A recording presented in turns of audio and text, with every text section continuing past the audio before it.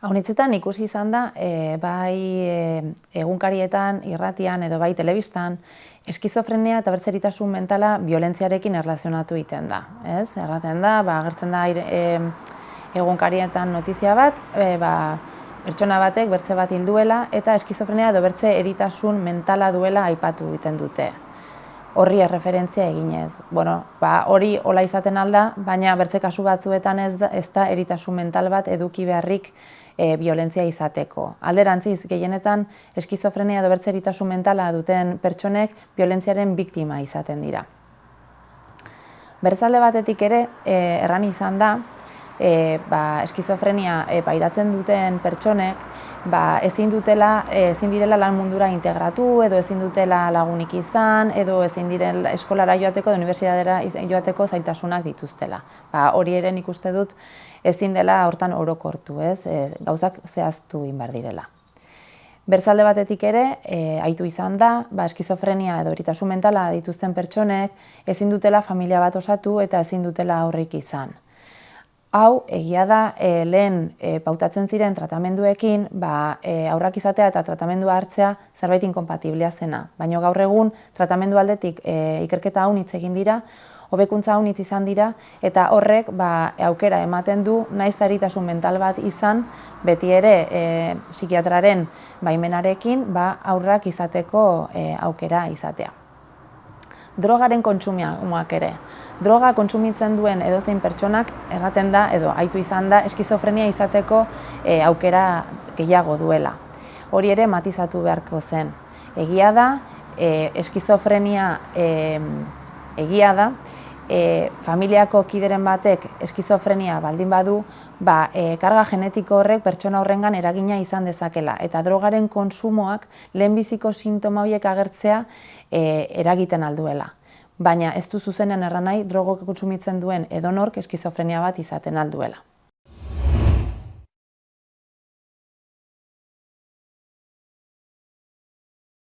Eskizofrenia buru nahaste larri bada, trastorno mental larri bat da. Eskizofreniak pentsamenduan, emozioan, kognizioan, pentsamenduan eta jokabidean eragina dauka.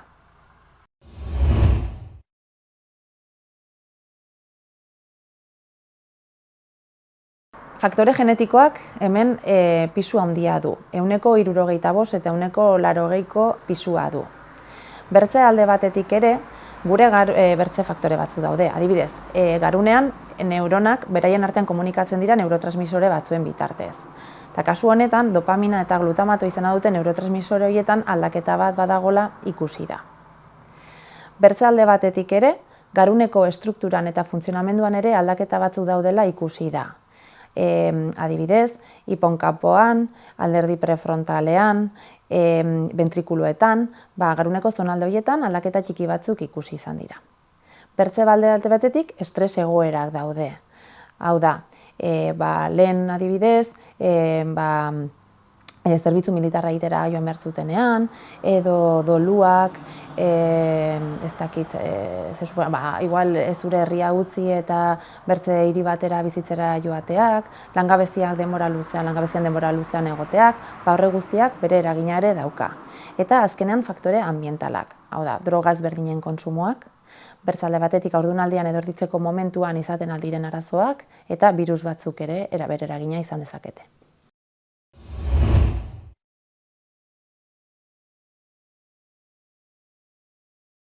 Ikerketek diotenez ez dago prebenitzerik. Egia da, karga genetiko bat baldin badago, aipatzen dena da, pertsona horrek hobe duela ez kontsumitu edo estres egoerarik ez bizi.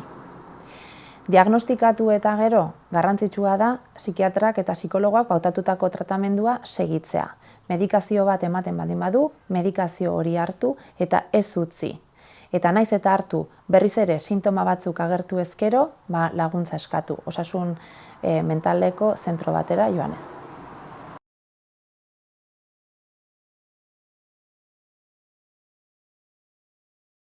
Pertsona horrek lehenbiziko sintoma horiek presentatzen dituenean, beti erraten duguna da osasun zerbitzuetara joatea.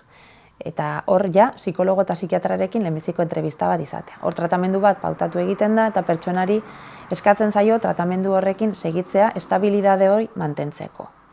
Haunitzetan pasatzen da, pertsona horre tratamendua utzi eta denbora batez estable segitzen du, baina gero berriz ere sintoma batzuk agertu egiten dira. Zenbat eta sintomak larriagoak izan edo brote gehiago izan, egia da azkenan horrek bere ondorioak dakartzala. Zeintzuk izaten dira? Haunitzetan etxean gelditu egiten dira, aislatu egiten dira, lan mundura integratzeko arazoak izaten dituzte, edo ikasten ari baldin badire eskolara joateko zailtasunak dituzte, eta sintomak larriagoak izaten dira.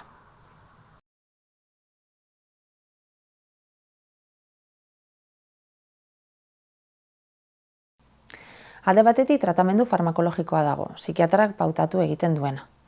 Eta hor sartzen dira antidepresiboak, ansiolitikoak eta antipsikotikoak. Normalki pautatzen dena da olanzapina eta risperidona. Pertsona batek tratamendua hartzen hasten denean, lehenbiziko efektu sekundario batzuk edo agertzen dira. Horien artean izaten alda logalea edo bertigoak. Sintoma horiek gero normalki denbora pasahala desagertu egiten dira. Baina gero bertze batzuk agertu daitezke eta horiek normalki denbora luzean mantendu egiten direnak. Izaten dire ahoko mugimenduak edo aurpegiko mugimenduak, esku edo hankakoak. Eta bertze batetik dago tratamendu psikologikoa, psikologoak pautatu egiten duena. Hor, gai ezberdinak lantzen dira. Alde batetik psikoedukazio egiten da. Pertsona horri esplikatzen zaio zer den eskizofrenia, zergatik garatu den, eta zer egin daiteken sintoma horiek berriz ere ez sufritzeko edo pairatzeko. Bertze alde batetik ere, gizarte trebetasunen hobenkuntza dago. Pertsona horrei erakusten zaio edo landu egiten da berarekin, bertze pertsonekin nola erlazionatu. Gero, antsietatea ere landu beharra dago. Sintoma psikotikoak agertzen direnean, honitzetan asertu egiten dira, eta antsietatea agertzen da, eta antsiedade hori nola kontrolatu jakiteko. Eta bertzalde batetik ere, sustantzien kontsumoen inguruan ere solastu egiten da. Pertsona horrek jakin behar du, droga konsumitzen baldin badu, sustantzia ezberdinak konsumitzen baldin baditu, pertsona horrengan zenolako eragina izan dezaken. Tratamendu hori aldatzen joango da. Hasieran fase larrian gaudenean edo sintoma horiek agertzen direnean tratamendu bat izan dezake, eta gero eboluzioa ona baldin bada, tratamendu hori moldatu egin daiteke.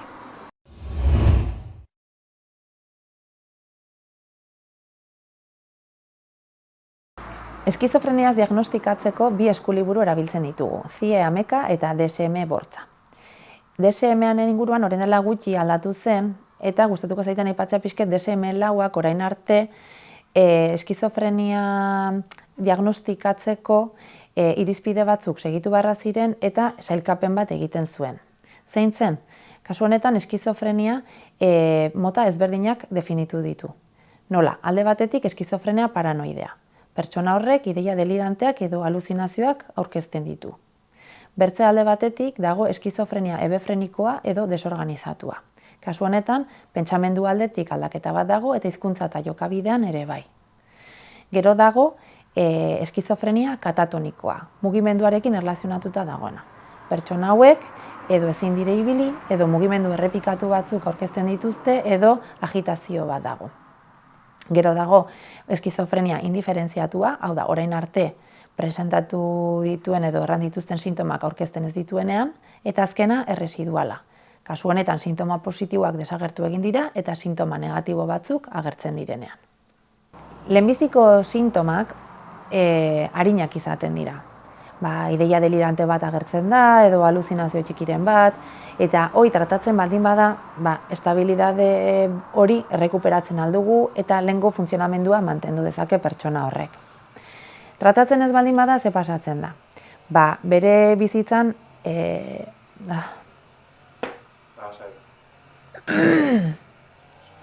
Venga. Pertsonarengan lehenbiziko sintoma batzuk ikusten baldin baditugu, inportantea da zita eskatzea. Osasun etxera joan, eta handik guri tokatzen zaigu Burladako osasun mentaleko zentrora joatea. Hara joan eta psikologo eta psikiatrarekin tratamendu bat pautatu eta estabilidade hori pixket errekuperatu, ez? Lehenbiziko sintoma horiek tratatzen ez baldin badira eta laguntza ez baldin badugu eskatzen, areagotu egingo dire. Sintoma horiek gero eta larriagoak izango dira. Nola? Ideia delirantea gero eta elaboratua izango da. Hasieran, pertsona horrek ideia izaten aldu, norbaitek berari min egiten nahi diola. Baina tratatzen ez baldin bada, azkenean pertsona hori etxetik ez daterako, ez du lagunik izango, ezingo da laneragan, ezingo da eskolaraigan, zetako pentsatzen duelakoz, azkenean kanpoko norbaitek beraren kontra konplot bat montatu behar diola, eta azkenean bera hilko dela. Orduan sintomak larriagoak izango dira eta bere bizitzan kalte gehiago izango du. Eta orduan hobe da lehenbailen laguntza eskatu eta sintoma horiek tratatu. Eskizofrenian bi sintoma agertu daitezke. Sintoma positiboak deitzen ditugunak eta sintoma negatiboak. Sintoma positiboak zeintzuk dire. Alde batetik aluzinazioak dire. Hau da, ikusi, usaindu, dastatu, entzun edo ukitzen ditugun gauzak dira. Konsultan gehien ikusten ditugunak aluzinazio auditiboak edo haitzen ditugun aluzinazioak dira. Pertsona batek aluzinazio mota hau baldin badu, iduritzen zaio bertzen norbait berari buruz solasten nahi dela, ez? Edo bertzen norbaitei berai mehatxatzen nahi diola. Bertzalde batetik ideia delirantea daude. Hau da, persona horrek sinesmen batzuk ditu, eta sinesmen horiek beretako reala diren nahiz eta gainontzekoendako ez izan. Orduan horrengatik berak sufritu egiten du. Adibidez, uste du norbaite konplot bat osatzen ari dela edo konplot bat prestatzen ari dela berai kalte egiteko. Edo pentsatzen du atentado bat izan behar dela, ez? Holako ideiak ditu. Bertzalde batetik dago pentsamendua, pentsamenduan aldaketak daude. Ez? Pertsona horrek modu ezberdin batean pentsatzen du. Bereetako errealak diren gauzak sentitu edo pentsatzen ditu, baina bertzeek ikusten dute oiola ez dela. Pentsamendua gaizki dago edo aldatua dago eta hizkuntza ere bai. Pertsona horrek hizkuntza beresi bat aurkezten du. Nola? Adibidez gai ezberdinak bat bertzen gibeletik botatzen ditu edo hasten ditu, baina beraien artean inolako loturarik izan gabe. Eta gero azkenekoa da jokabidean ere aldaketa bat ikusiko da. Hau da, pentsamenduan aldaketa bat baldin badago da hizkuntzan ere bai, jokabidean ere bai. Ikusiko dugu jokabide arraroak egiten dituela eta inongo zentzurik gabekoak, ez? Eta azkena katatonia edo aktibidade eza. Horiek izango ziren sintoma positiboak. Bertzalde batetik sintoma negatiboak daude. Horiek zeintzuk dire. Aplanamendu afektibo bat ikusten da. Aislamentu soziala. Inaktibidadea edo aislamendua, apatia, abulia, anedonia, anergia ere eta arreta defizit bat ere bai. Gaur egun 24 milioi pertsona daude eskizofreniaz diagnostikatuta. 300 pertsonatik bat hain zuzen. Gizon eta emakumeetan proportzio berdinetan ematen da. Lehenbiziko sintoma horiek nerabezaroaren bukaeran edo helduaroaren hasieran ematen dira, 20 eta 30 urte bitarte horietan. Ikerketa batzuk ikusi dute, lehenbiziko sintoma horiek agertu baino lehen, emakumezkoen kasuan 6 urte lehenago eta gizonezkoen kasuan 4 urte lehenago, sintoma batzuk puntualki agertzen direla. Zeintzuk? Igual momentu batzuk izate dituzte irritableago daudenak, edo sintoma psikotiko batzuk gan etorri egiten direnak, ansiedade punto bat, irritabilidade punto bat, baina ikerketa batzuk erran dutena. Bertzalde batetik ere ikerketek hartu dute gizonezkoetan lehenbiziko sintomak lehenago agertzen direla. Eta emakumeenkoen kasuan berriz, sintoma horiek beranduago agertzen dira eta erraten da ere beren funtzionamendua hobea dela.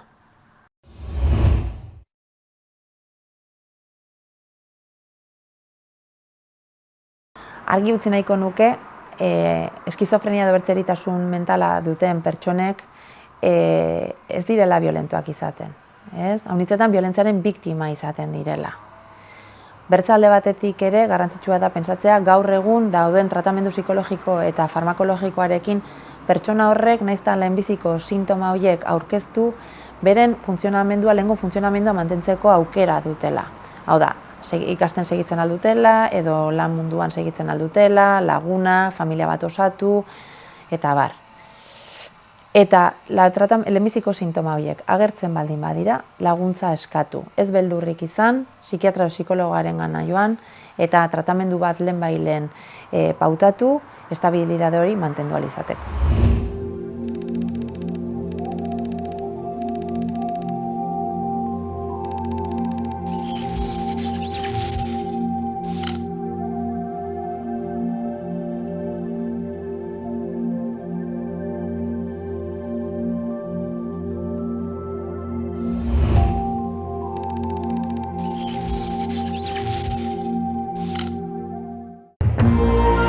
Gobierno de Navarra. Nafarroako Gobernua.